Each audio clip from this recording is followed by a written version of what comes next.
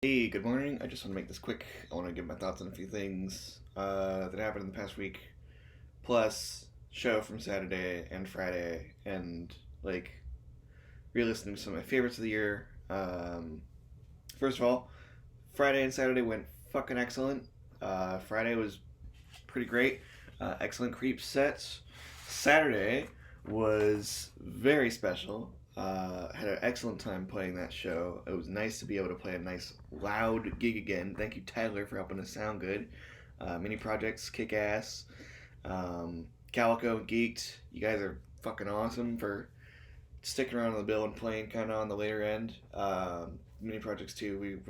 Vanity Contest was like the only band on any sort of like early time, and even then we were on at 10. So yeah, thank you everybody that came out to that. It was great to see a lot of people. The event was a success.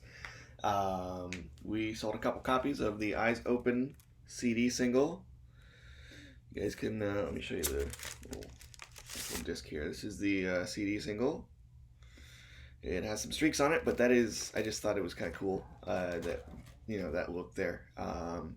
Limited to 18. We sold 2 of them, so the last 16 are up on the Bandcamp. So go pick one up if you can. They're numbered in the back, so go pick one up if you get a chance. Other shit I've been listening to has been all my favorite picks that I actually own a physical copy of from this year so far. So like, been listening to the new St Vincent, which re-listening to it, I liked it a lot more. I wasn't as crazy on it on first few listens in the initial week of release, and I didn't really come back to it much. But honestly, I enjoyed it a lot more than I thought I would on re-listen, and the highlights really stick out for me. New Cortini, of course, is very cool. Not as sold on some of the tracks as I thought it would be. Like, I'm not as sold on Semper, and I am also not as sold on the closing track Fiamma. Or at least I hope that's how they're pronounced. But other than that, good record. The other like 6 tracks on this thing, so like the other entire 2/3 of the record are fucking excellent. Other 2 things I've been listening to has been the Sinner Get Ready record by Lingua Ignota. Heartbreaking, probably my favorite this year. Very happy to finally have a copy in my collection. Very, very happy to have this in the collection. Really, really, really enjoyed it. Well, I guess I feel weird saying enjoyed it because it's not a fun record by any means. It's pretty tough listen, but yeah, I enjoyed what I could out of it. I got what I could out of it. Like it was very powerful to listen. And the last but not least is the new Mastodon Hush and Grim. Sorry, the camera quality's not great on this. I'm using my laptop for this. Holy shit, what a record. This would be my favorite, I think, if it weren't for the Lingua Ignota record.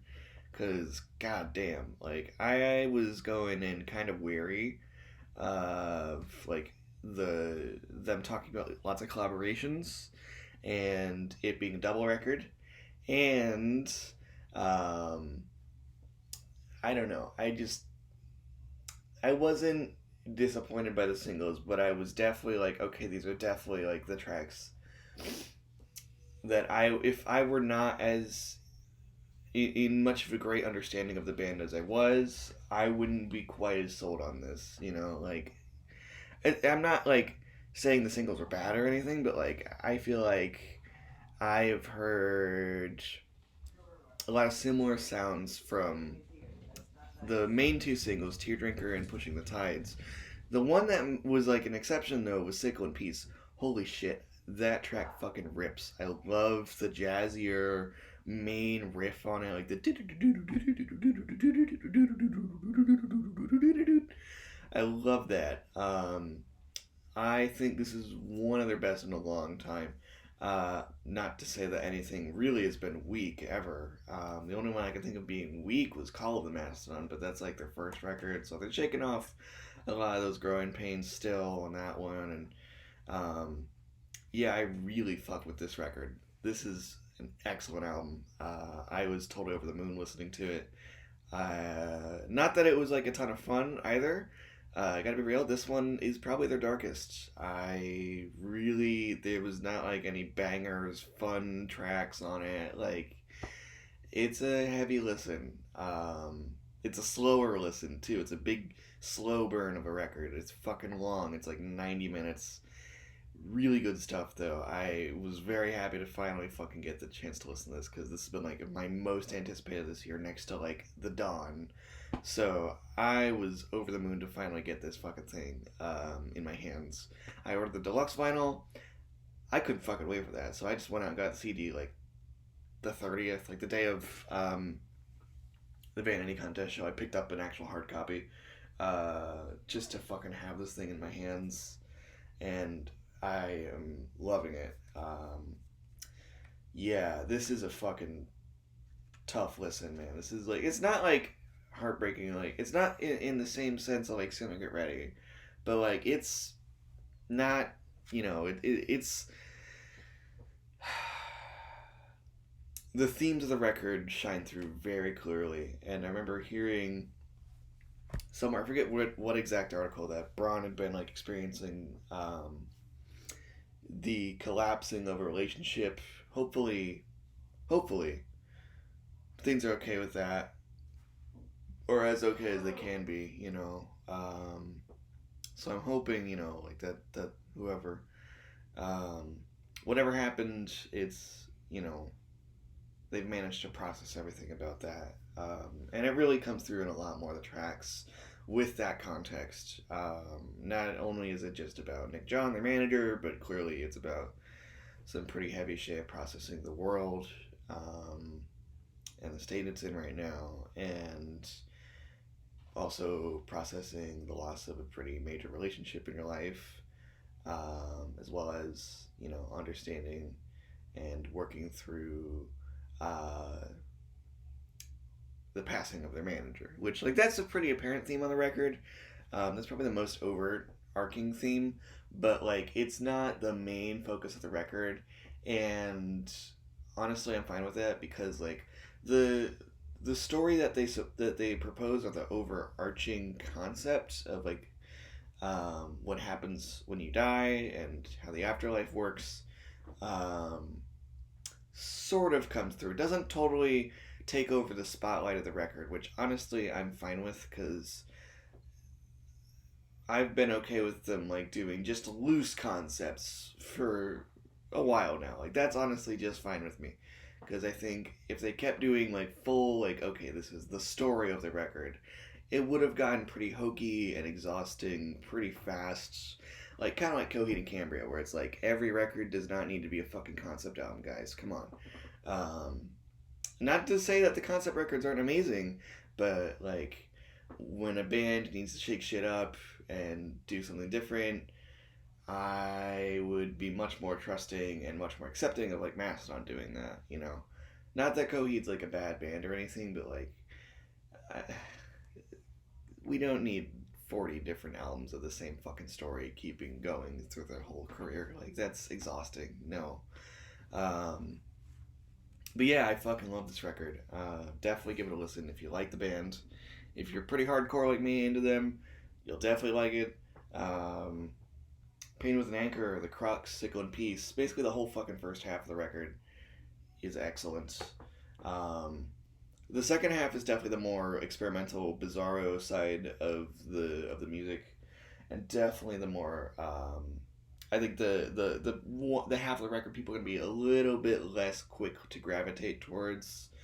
Not that it's bad or anything. Like, I fucking love Gobblers of Dregs, Had It All, Dagger, Savage Lands. Fuck the whole. Like, I think the only one that's ever that I'm a little wary on is Peace and Tranquility, just because I feel like it's not a great start to that disc. But even that has like pretty kick-ass shining moments on it, so I'm really fucking into this record.